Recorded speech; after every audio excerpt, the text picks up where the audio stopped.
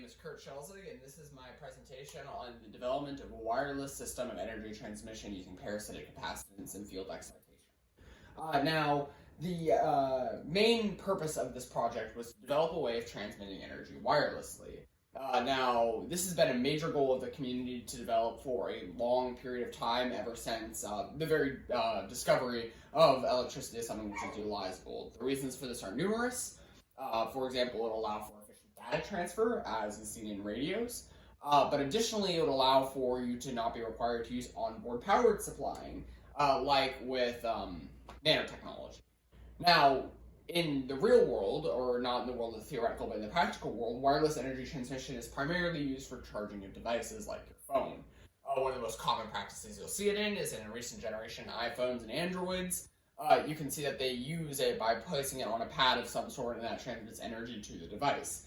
Now, there's a problem with this method, and that is that it uses what's known as inductive coupling. What this does is it means that a magnetic field is generated from one coil and excites a charge in the other coil, which then powers through a rectifier onto a load. The problem with this is, though, is because it is using magnetic induction, the range is incredibly small. It requires incredibly precise capacitance metrics because the frequency on the output from the oscillator is set, and so you need to have very, very specific tuning. And additionally, it only works in one orientation. It doesn't work bi-rotationally, which means that you have to go into it with a very express intent of charging the device. What I intended to do with this research was develop a novel method using the other side of the electromagnetic spectrum, which is the electric field function. When I went to developing of this, I specifically had in mind using a Slayer exciter circuit, which is a hobbyist system that is used to wirelessly transmit energy with this circuit right here, which uses DC drivers and oscillators to be able to transmit that energy easily. And so my goals were, as you can see here, was to construct a circuit that's designed would be made so that way it could easily transmit this energy at a distance equal to that of a wire charger with a similar efficiency. Now that's a very extreme goal, considering that I only was working with a 12-volt DC power supply at 2 amps for safety reasons, but it was a goal which I found reasonable, considering the fact that you're able to, considering preliminary research where you're able to excite fluorescent lamps from a reasonable range. So when I initially started with this project, I was using a Slayer exciter circuit basic design with a 2N222A as the driving transistor. Now the way this works is when it goes through this inductor right here, it closes through to ground, and that excites a current in the secondary here. Now the secondary generates a parasitic capacitance in the field surrounding it, but as that capacitance increases, so does the reactance of that field, which means that the power is slowly decreased here, which means it's going to try to close through this ground and go through here. But once it's able to reach here with a greater resistance than this resistor right here, or with a less resistance than this resistor right here, it then closes through to this ground, closing the gate, which means that this turns off, and then you get a sine wave. It's a very high resolution sine wave. So that's basically the principle behind that, and it creates a field which doesn't arc, but instead generates just parasitic capacitance. This is usually something which is sought to be minimized in a lot of electrical engineering, but for my project I decided to maximize it, as that's the method of transmission I was trying to use. Now, the second component to this research, which was the next most important component, is the receiver circuit.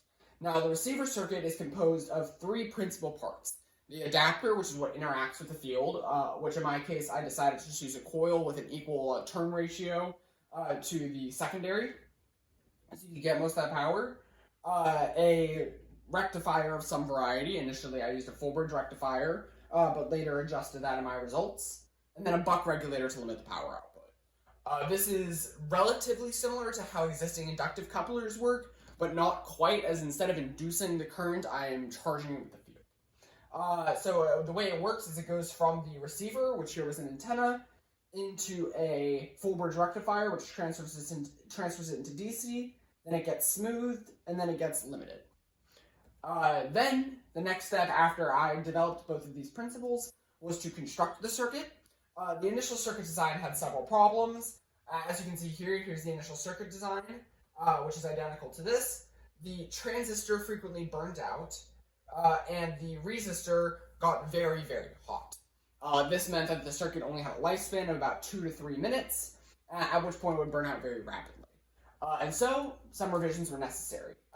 Additionally, on the adapter side, each of these diodes here requires a 0.7 volt voltage drop, which made it very inefficient, and was only able to power about an LED and wasn't able to provide the perceived output.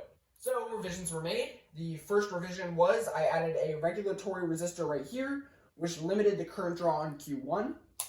And on the receiver side, I replaced the full bridge rectifier with a single diode rectifier. What that served to do was it served to, on this end, limit the load placed upon Q1, which substantially increased lifespan.